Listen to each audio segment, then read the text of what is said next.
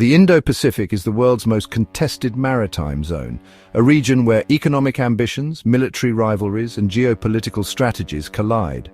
At the heart of this great power competition is India, a rising naval power that is rapidly expanding its maritime footprint. But with China's aggressive expansion in the South China Sea and Indian Ocean, New Delhi is not acting alone. It's forging strategic alliances, most notably through the Quad, a coalition with the US, Japan, and Australia. So how is India countering China's dominance? What role does Quad play? And can India's naval expansion shift the balance of power in the Indo-Pacific?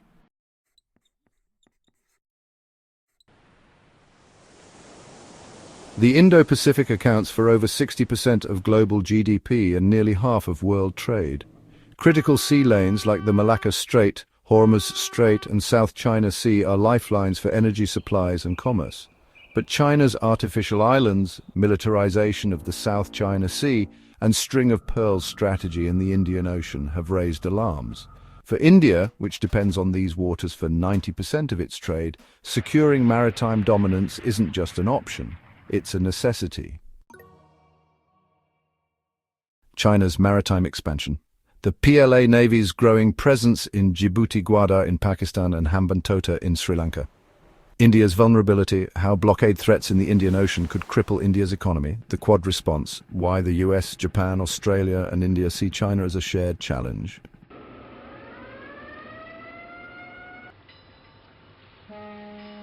India is undergoing its largest naval expansion since independence. With a fleet of over 150 ships and submarines, the Indian Navy is transforming into a blue water force, capable of power projection far beyond its shores.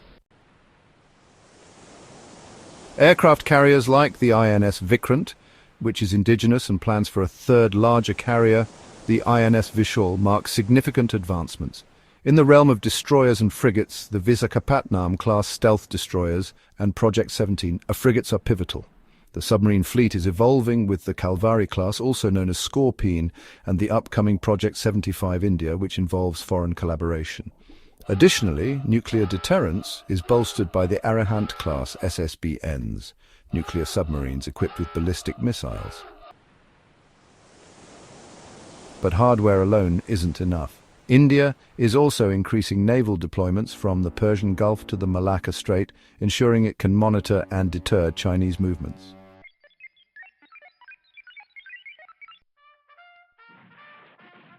The Quad, comprising the United States, Japan, Australia, and India, isn't a formal military alliance, but it's becoming a cornerstone of Indo-Pacific security. Through joint military drills, intelligence sharing, and infrastructure investments, these nations are countering China's influence. Malabar exercises annual naval drills featuring carriers, submarines, and anti-submarine warfare. Infrastructure and investments, alternatives to China's Belt and Road like the India-Middle East-Europe corridor. Maritime domain awareness, tracking illegal fishing piracy and Chinese naval movements. China sees Quad as an Asian NATO and has ramped up its own naval drills in response. But unlike NATO, Quad focuses on soft power, economic resilience, and maritime security, making it a sustainable counter to Beijing's aggression. In this chapter, we dive into the challenges that lie ahead and the path forward. Despite progress, India faces hurdles: budget constraints, slow indigenous production, and China's overwhelming naval numbers. Meanwhile, Quad members have their own priorities, with the US distracted by Ukraine and Australia balancing ties with China. China's numerical edge: the PLA Navy boasts more than 350 ships compared to India's 150. Another key challenge is domestic delays, with slow production rates for submarines and fighter jets. And lastly, strategic balancing: India's reluctance to fully militarize the Quad in order to avoid provoking China. Conclusion: will India and the Quad reshape the Indo-Pacific? The Indo-Pacific is the defining battleground of 21st century geopolitics. India's naval expansion and the Quad's strategic partnerships are critical to maintaining a free, open, and rules-based order.